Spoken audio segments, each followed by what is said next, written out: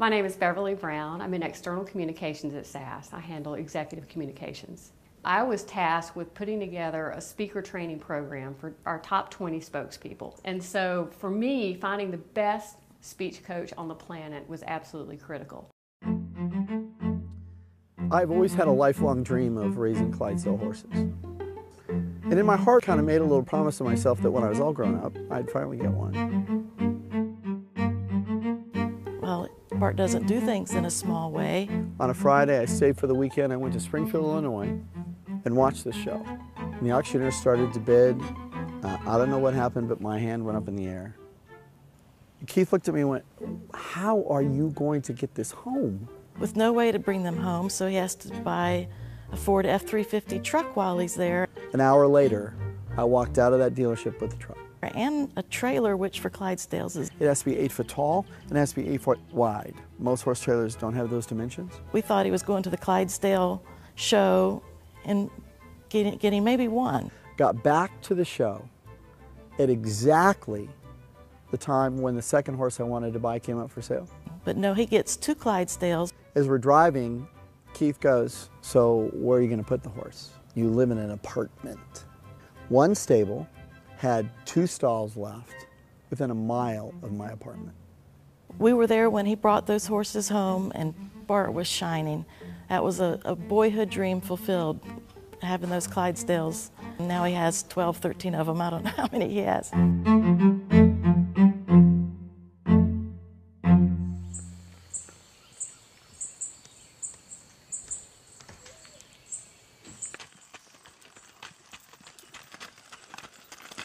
Once you're around horses, people say, "Oh, they're all the same," but they're not. That's Lady. She's the oldest mare I have. This is Carolina Ray. She's a very friendly little mare. This is Forever Dream. That's Braveheart. Where's Pride? Oh, okay. Some friends in the Bay Area gave me a statue of a cowboy riding a bull, and the little plaque on it said Cowboy High on it. So I said if I ever had an opportunity to have a farm, that's what it was going to be, was Cowboy High. Come in. But over 70% of most Americans are unhappy with their life, but they don't know how to change their life. I grew up on a little teeny farm in California, a little 10-acre farm. I can remember as a kid helping my dad build the house we lived in. And because my dad was in the trades, what he would do is he would invite all his buddies. And Mom would put out these big spreads of beans and ham and barrels of beer and soda. And 10 and 15 and 20 of his friends would come by. And we framed our house in a weekend. And then they drywalled it in another weekend. It was just this amazing kind of process. Bart's the only person I've ever thought of as a brother. And I call him my brother, the only one I've ever done. Just a down-to-earth country boy. I know he was born in California, but we'll excuse that part from him. When Bart and Glenna meet someone, whether it's at the grocery store in line, whether it's, the cashier, whatnot, they always ask their name. Before they leave, they will say their sentence with your name. So it becomes a more personal basis. Their names are bacon, sausage, and pork chop. When you're on the right path, life flows effortlessly. You receive more than you ever dreamt you can receive. Since I stepped onto that path, that's what my life has been like. So for me, this is all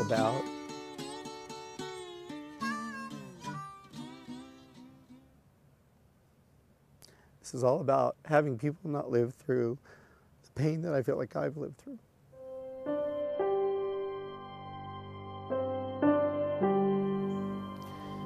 I think there are 4 types of people that really kind of live their lives.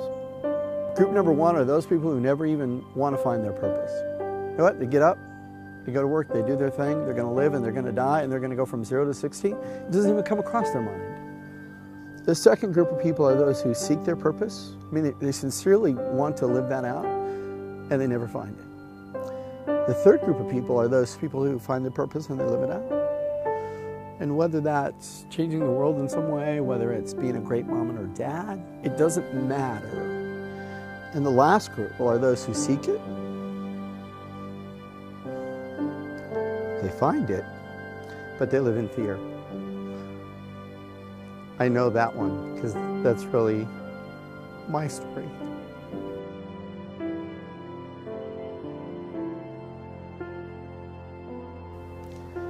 "50 years of living in fear and not following that path, it's the most painful thing I think you can do.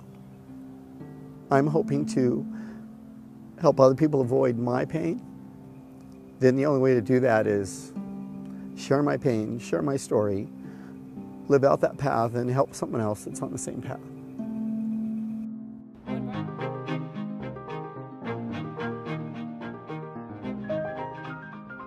Bart and Glenna are here 2 weeks out of every month, 10 months out of the year. So they're here a lot to address two issues, really. One was that we wanted to raise visibility of SAS in the marketplace, and one of the ways we wanted to do that was by improving the quality of our speakers, just simply the people whose job it was to talk to customers and to the media. And what Bart does is not just presentation skills, delivery skills. He also teaches you how to put your thoughts together and how to guide a listener along to where you're going to go. I think the technique opens up the heart. If you can't communicate, you can't express yourself.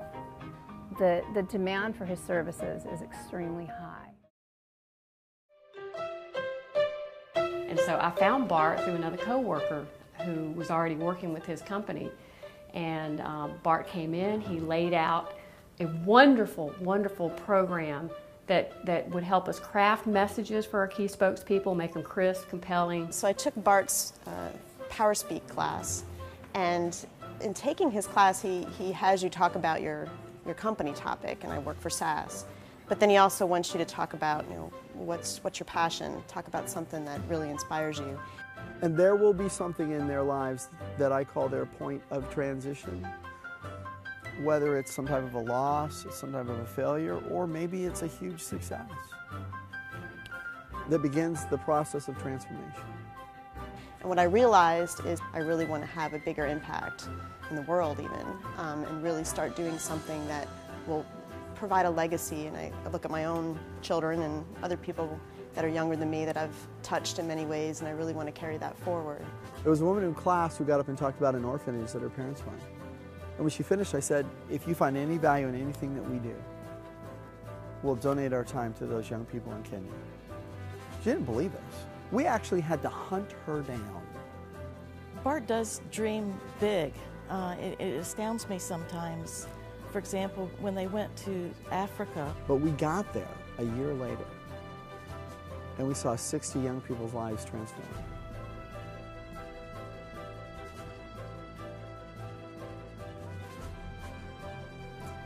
I've never been with a group of students who have so little, who give so much.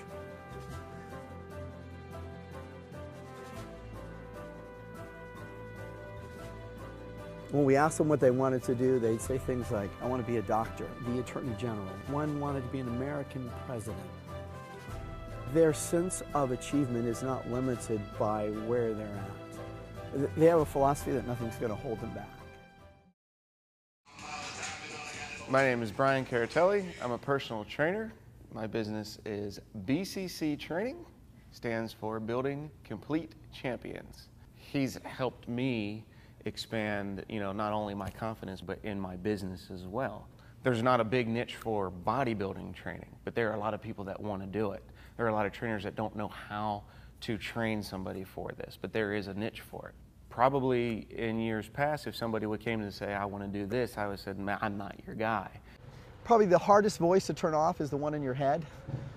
When you get an idea and you go, "Well, I can't do that." And you haven't even started and you're already telling yourself that you can't do it. So the first voice you have to do is turn the one off in your head and begin to think differently. He helped me gain the confidence in training him for this. I had to go learn and what he all needed to do. So when other people want to do this, I can say, "Yeah, I'm your guy. I can go do this." So I definitely have increased my confidence in my training ability for something like this. I was living in Michigan and was ending a long-term relationship. My youngest daughter had just gone off to college. So I was trying to decide, empty nesting, what to do with myself. I think in my life, I felt somewhat disposable. When your true self and your true service come together, whoever that is, or whatever that is, then you live out your life purpose. And that's the sweetest path in life to be. So we started the Blue Monarch Art Center and Studio. And I give classes in painting, pottery, stained glass, multimedia. It's growing, it will flourish. I get up every day in the morning and my feet hit the ground and it's like, wow, I'm doing this. I'm actually doing what I always thought of was kind of an on-the-side thing. I'm actually living my passion. When we started this organization, we had really 4 solid principles that became our business model. Number 1 was that we guaranteed behavior change. If somebody will embrace the skill sets, their behavior will change. If their behavior changes, their results change. And if their results change, they begin to achieve some of the things they want to achieve. Number 2, that you have to be able to measure that. If you can see success and you can measure it, then you can manage it. You can't manage something that you can't measure. Number 3, we learned their culture.